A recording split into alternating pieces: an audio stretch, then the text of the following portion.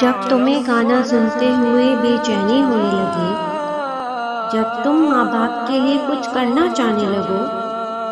جب گناہ کرتے ہوئے تمہارا ضمیر تمہیں اللہ کی یاد دلائے، جب غیر محرم سے بات کر کے تمہیں بے چینی ہونے لگے، جب کچھ غلط کرتے ہوئے تم ایک دم سے پیچھے ہٹ جاؤ،